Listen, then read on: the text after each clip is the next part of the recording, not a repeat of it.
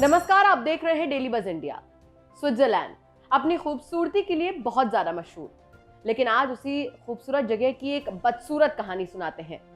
जब भी किसी का रेप होता है, या छोड़िए सिर्फ रेप की बात क्यों करें, कोई भी अपराध होता है तो हमारी सारी उम्मीदें आकर टिक जाती हैं कोर्ट पर, क्योंकि कोर्ट ही वो जगह है जहां से हमें इंसाफ मिलता है। हमारी सारी उम्मीदें उस कोर्ट पर आकर टिक जाती हैं। लेकिन स्विट्जरलैंड के कोर्ट का एक ऐसा डिसीजन है जिसे जानने के बाद वहां प्रदर्शनों की भरमार आ गई है। सबसे जघन्य अपराधों में से एक होता है रेप, जिसके लिए जितनी भी सजा दी जाए कम है। ऐसे केस में एक महिला जज, क्योंकि इनको थोड़ी सी इज्जत दे देते हैं, एक महान महिला जज ने एक रेपिस्ट की सजा में सिर्फ इसलिए कटौती कर दी क्योंकि रेप केवल 11 मिनट तक हुआ था। जी हाँ, अपने कानों पर विश्वास कीजिए।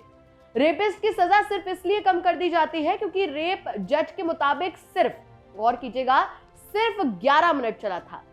चलिए अब जरा पूरा मामला भी जान लेते हैं, फिर आराम से जज साहिबा की तारीफों में कसीदे पढ़ेंगे।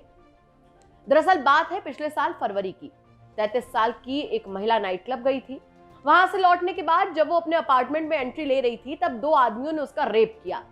रेप करने वाला एक आदमी 32 साल का था और दूसरा 17 साल का। इसी मामले में अभी कुछ दिन पहले बाजल के कोर्ट ने 32 साल के आरोपी की सजा का ऐलान किया, जबकि 17 साल के आरोपी की सजा का ऐलान जुवेनाइल कोर्ट करेगा। अब आगे की कहानी और भी ज्यादा हैरान करने वाली है। जिस जज ने फैसला सुनाया वो एक महिला है। नाम है जस्टिस लिसलेट हेंज। द लोकल वेबसाइट की रिपोर्ट के मुताबिक 32 साल वाले आरोपी ने कोर्ट में अपील फाइल की थी, जिस पर सुनवाई करते हुए जस्टिस हेंज ने उसकी सजा 51 महीने से घटाकर 36 महीने कर दी। नतीजा ये रहा कि वो दोषी कुछ ही दिन बाद जेल से बाहर आ जाएगा, क्योंकि उसने कुछ महीने पहले ही जेल में सजा काट ली है। हालांकि कोर्ट के जजमेंट की रिपोर्ट अभी तक रिलीज नहीं की गई है, लेकिन मीडिया रिपोर्ट्स में जजमेंट को लेकर कई तरीके की बातें सामने आ रही हैं। इन रिपोर्ट्स में कहा जा रहा है कि इस जजमेंट ने प्रेडेटर पर अटैक न करते हुए विक्टिम को ही ब्लेम किया है। जज साहिबा ने रेप विक्टिम के बारे में जो कहा वो और भी ज्यादा चौंकाने वाला है। कहते हैं कि औरत के दर्द को एक औरत ही समझ सकती है, लेकिन जज साहिबा थोड़ा एक्सेप्शनल केस है। उन्होंने रेप का शिकार हुई महिला के लिए कहा कि वो खुद ही आग से खेल रही थी। अब क्या कहें जज साहिबा के लिए, आप सभी को स्टैंडिंग ओवेशन देना चाहिए। और अगर आपको लग रहा है कि उन्होंने सिर्फ इतना ही जहर उगला है, तो आप गलत हैं। अपनी बातों को आगे बढ़ाते हुए मोहतरमा कहती हैं कि विक्टिम खुद आदमियों को सिग्नल अपनी तरफ से भेज रही थी। जज ने नाइट क्लब में विक्टिम के बर्ताव को भी रेफर किया, जहां वो उन दोनों आरोपियों से मिली थी।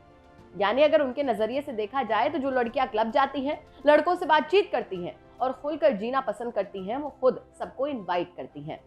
मैडम, हमारे देश में एक फिल्म बनी थी जिसका नाम था पिंक। आपको देखने की जरूरत है, देखिएगा जरूर, शायद आपके सोचने का नजरिया बदल जाए।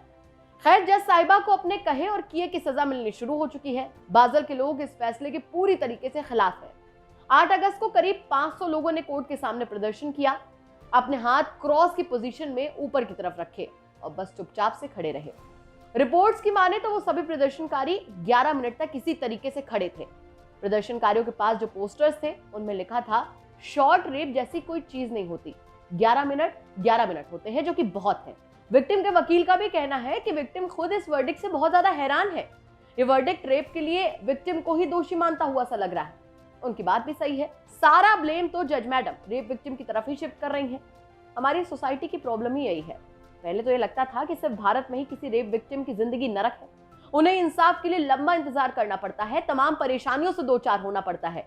लेकिन ऐसे सो कॉल्ड मॉडर्न देशों की बात करें तो इनकी बात तो एकदम निराली है, जहां पर ऐसे वाहियात फैसले दिए जाते हैं। चाहे जो हो, वहां की जनता पूरी तरीके से जज के विरोध में है।